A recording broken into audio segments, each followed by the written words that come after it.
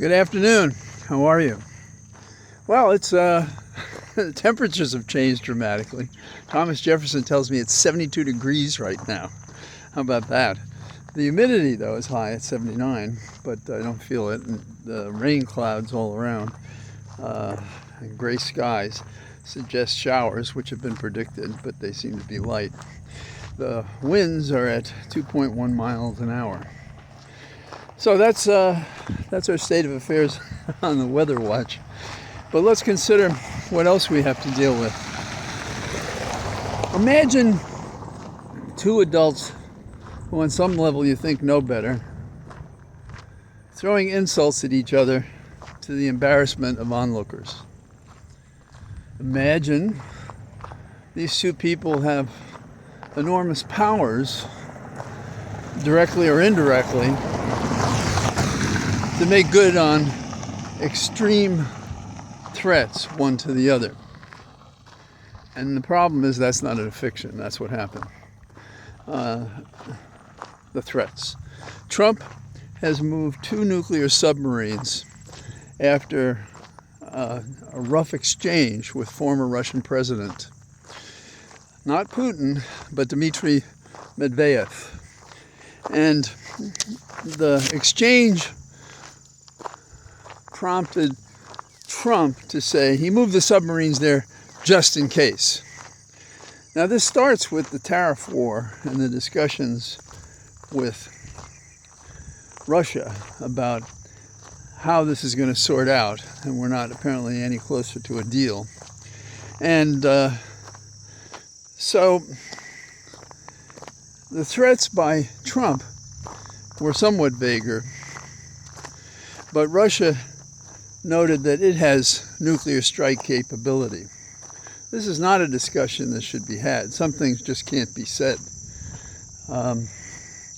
This is so far past any notion of diplomacy that it threatens us all.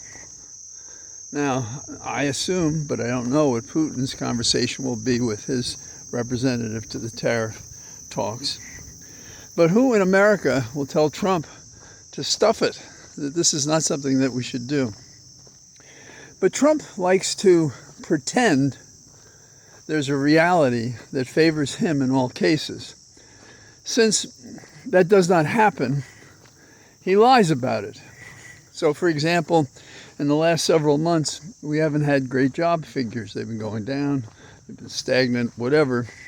And so what's Trump going to do? Because apparently there's been a slowdown in the job numbers for the last 3 months. He's going to fire the person who reports it. Kill the messenger. He blames the news on the section head for the statistics that they produced. Isn't that something? Now, moving right along, lest there be any of you who think these guys are confident and know what they're doing. Competent, excuse me. They are confident.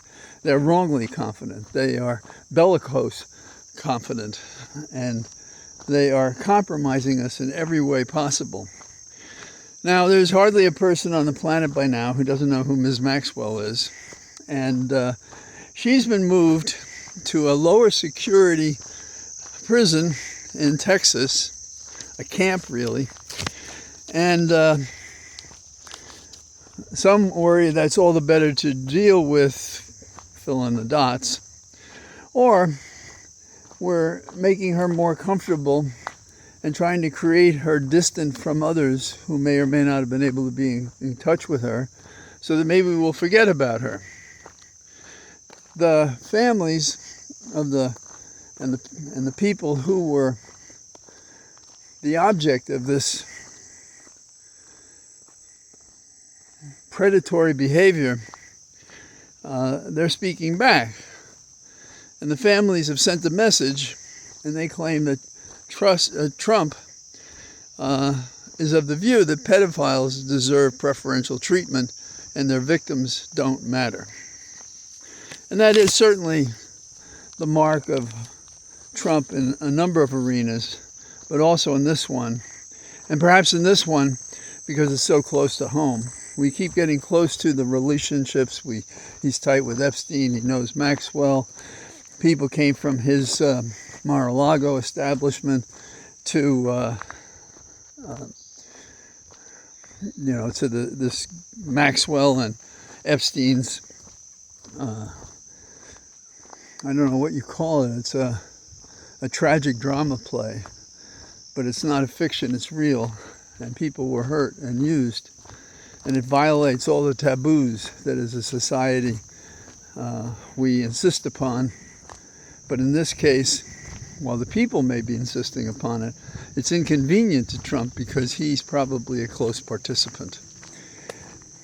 Several days ago, when we were talking about Trump going to the grand jury to get information that would be made available to the public, I said that grand juries often do not have any of the principal witnesses because if they're cooperating, they don't want to risk them saying something they'll contradict under oath separately at trial.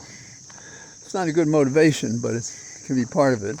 The alternative is you take their testimony carefully in the grand jury, but maybe not right down to the closest detail to lock them in should they try to abandon what they told you in the grand jury when you're at a hearing or on trial.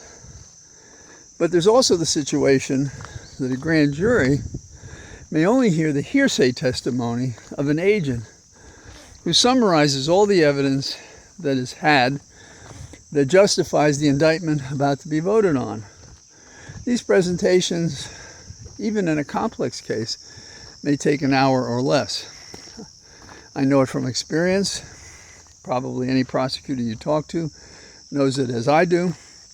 Yet, silence around the nation when they were talking about this nonsense way to cure the appetite of the people who want to know the details of this sex trafficking ring of minors.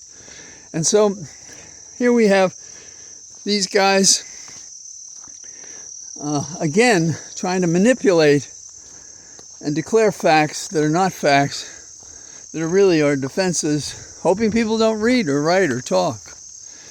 I had a conversation with several people, all in a group, and I was surprised what they didn't know and what they would tolerate. I don't know any of their political persuasions or anything. It was just an open conversation.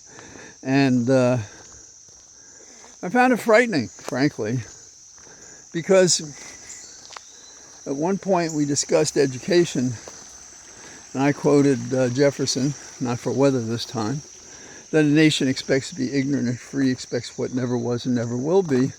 And I brought that up because someone thought education wasn't so important.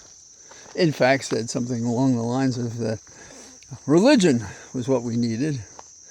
And I was glad to hear somebody else present saying, well, there's a difference between educating and indoctrinating.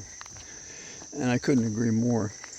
So, on the contribution front, Musk is giving millions to super PACs, $5 million each to two, and it's not clear to me that this reflects a protest, an ongoing protest to Trump, because the funds appear to be going to general purposes in the campaign season, the midterms, I presume. So there's that. Finally, partly amusing and partly disgraceful, let's talk about ballrooms.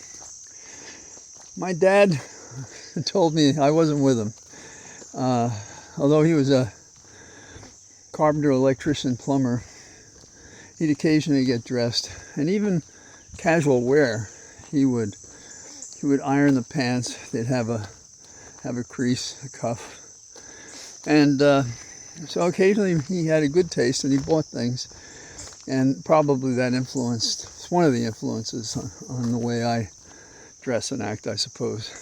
But he said he went in for a pair of pants, And the man with a thick accent asked him, "Are the pants comfortable?"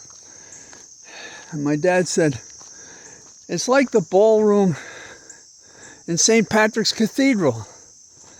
And the guy said, "There is no ballroom in St. Patrick's Cathedral." My dad said, "Precisely right."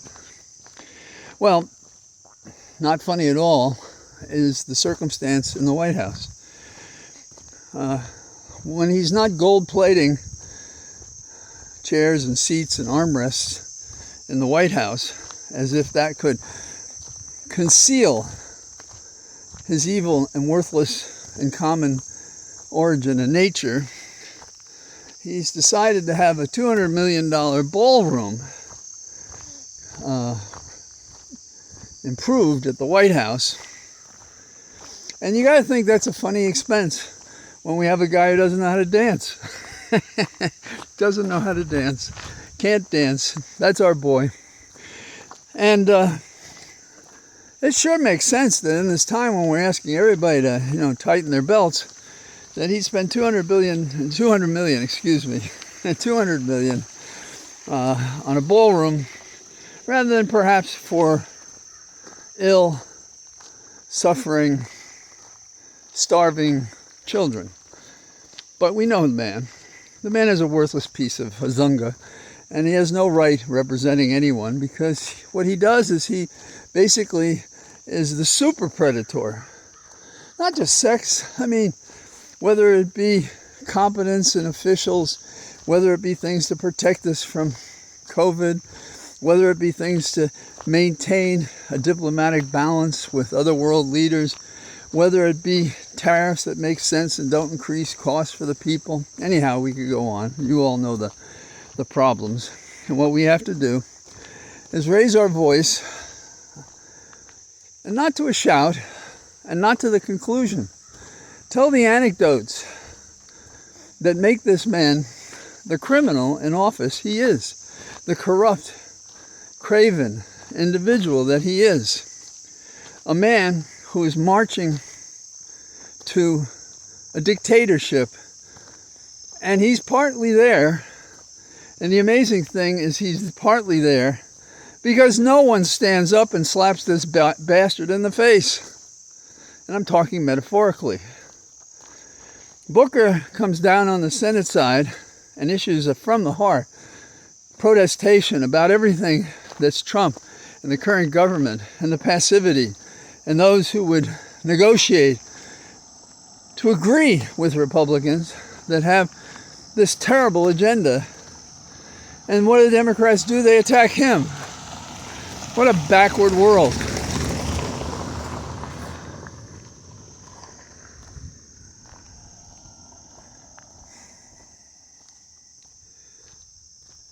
You hear the silence? This is a silence of equanimity, of nature, of a comfortable day in the semi-wild rural section of Loudoun County in the Commonwealth of Virginia that is right on the edge of good government, and we're never certain whether it's going to tilt over one way or the other.